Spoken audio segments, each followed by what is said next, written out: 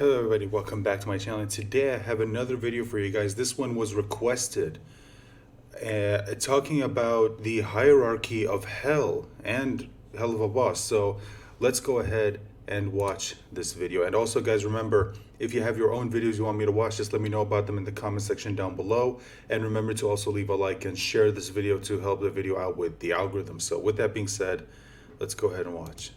In a somewhat recent interview, Pop was asked about the hierarchy of hell and gave an offhanded list based off of their power ranking. The details are all supported by the show, so this is essentially canon, but more nuance and layers to it will likely be added as both Helluva Boss and Hazbin Hotel progress. At the very top of the pyramid, we have Lucifer himself, who is known as the King of Hell.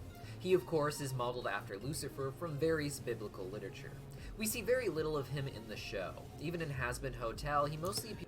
Yeah, I've seen people speculate that this was him in the in the silhouette. I don't know if it's true, but the cane does match the one that we saw him have in the portrait. Let's see if we can find it. Yeah, see, it does match, but who knows? I mean, my own theory is that this is actually someone else who just happens to, in a way, resemble him. I don't know. I could be wrong. Maybe this is him. Various scenes, with the only detailed look at him being a portrait in the background of the hotel. Lucifer is a fallen angel, which according to Pop means he has dominion over demons, with this angelic power being what seems to elevate him above not just the lower classes of hell, but even the powerful elites. Lucifer also doubles as the Prince of the Pride Ring, the top ring of the 7 rings of hell, each based off of one of the 7 deadly sins. In this case, titles like King and Prince do not necessarily reference family. While Charlie is the Princess of Hell because her dad is the King of Hell, he is also the Prince of the Pride Ring, but seemingly not related to the other princes, with Lucifer even getting caught up in lawsuits with the princes of other rings. Despite ruling over the earthborn sinners who themselves are restricted to the Pride Ring, Lucifer coordinates with heaven each year to facilitate the annual extermination, where angels known as exorcists come down to kill as many earthborn sinners as they can. This is said to be done for population control reasons. Despite the title of king, Lucifer's attire resembles that of a circus ringleader, which matches a lot of the imagery we see throughout Hazbin Hotel and Helluva Boss. Even the Happy Hotel itself is a place with circus imagery, such as the image of elephants balancing. Yeah, you can see it right there in the background. This gives the impression that Lucifer sees hell as one giant circus, with the 7 rings of hell just being circus rings, and he runs it like one intentionally, not just with these stylistic choices, but in a way that he finds similarly entertaining on a grand scale. We've got a lot more to break down, but real quick, I want to thank the sponsor of today's video, NordVPN. The internet is not the place it used to be, and Okay, nothing against the sponsorship, but let's just go ahead and skip. aligns so deeply with my values, which have always been that the internet should be a place of limitless knowledge, art, and entertainment. Security, over 52. Just go to NordVPN on a 2-year plan. Links in the description down below. In the hierarchy of hell. Now, Okay, here we go. Now, Lucifer is the king in the hierarchy of hell, so just below him we have his immediate family, the queen and princess of hell, Lilith and Charlie.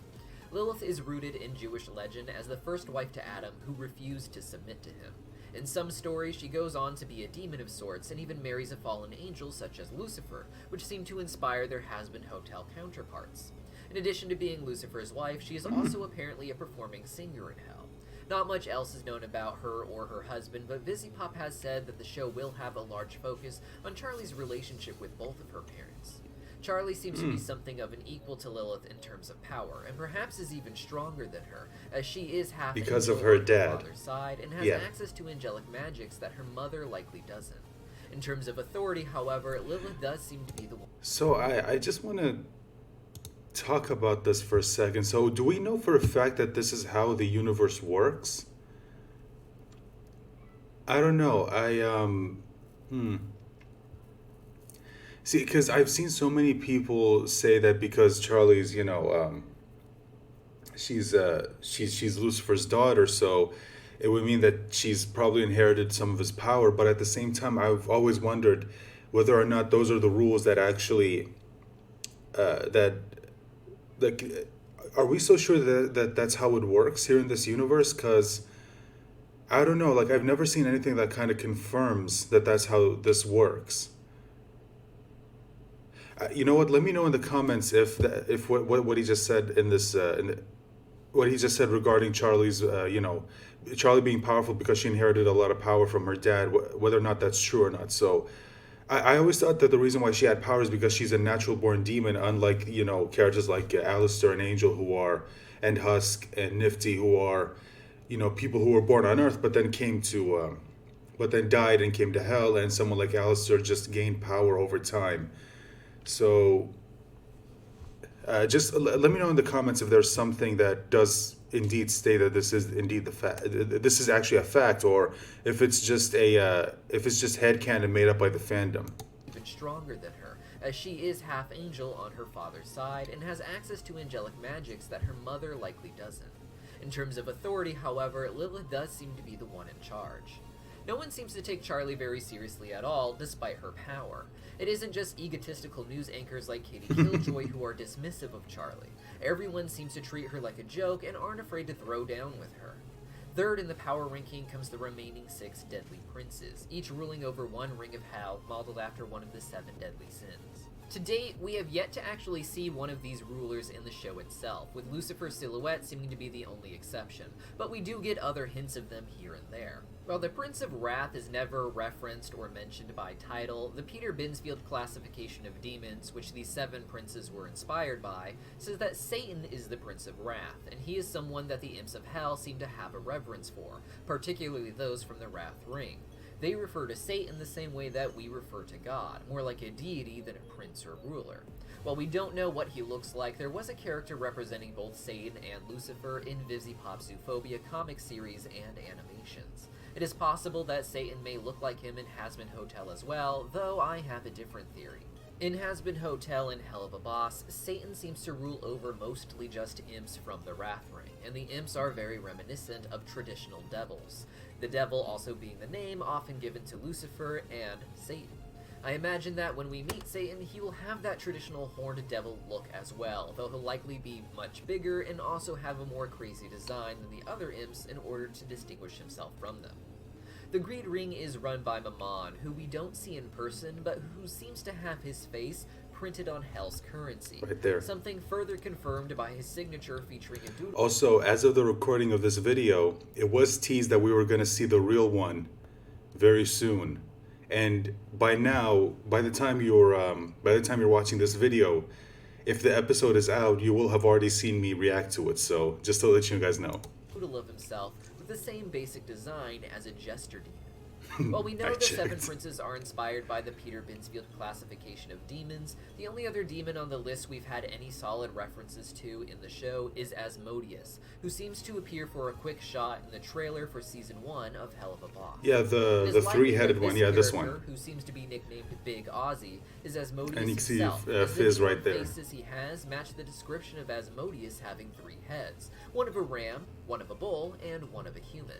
It is possible, however, that this isn't the Prince of Lust at all, but rather his son, just an extremely powerful demon like Charlie who is related to the true Prince of the Ring.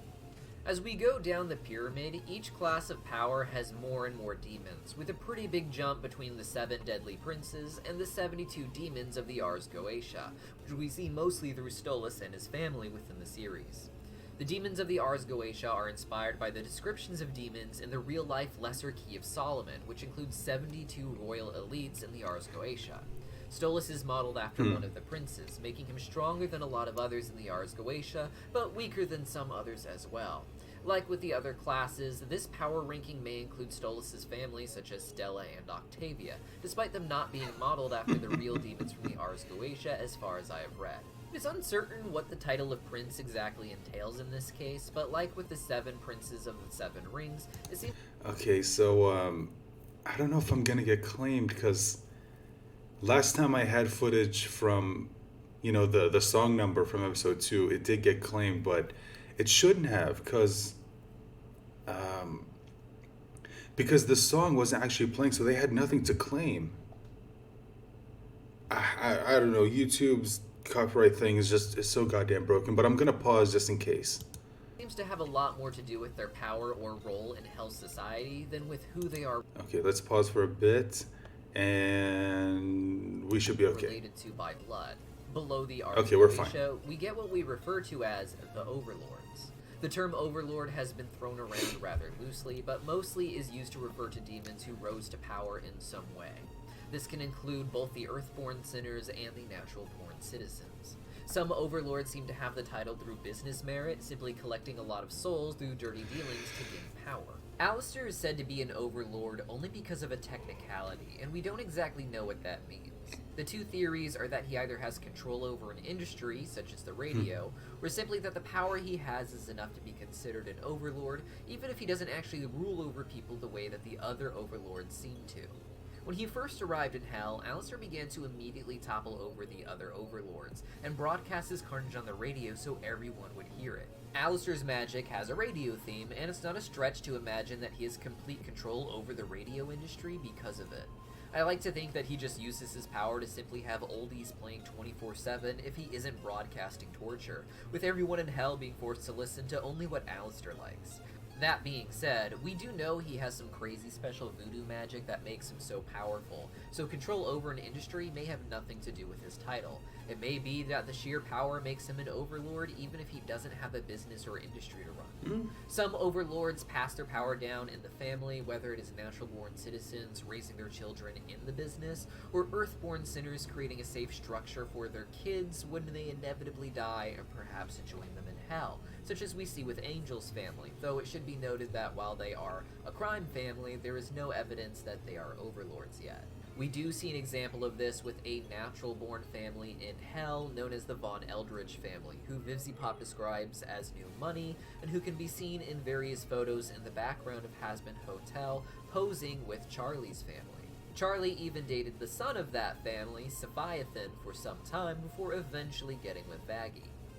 Finally, some overlords seem to have the title just by taking over certain areas. The area below the pentagram in Pentagram City seems to be under a constant turf war, and after the annual extermination, whoever was in control before seemed to be out of the picture, leaving Cherry and Serpentius to battle each other over the territory. It is likely that there is some benefit from being an overlord in this way that elevates your powers, giving you control over other souls in hell.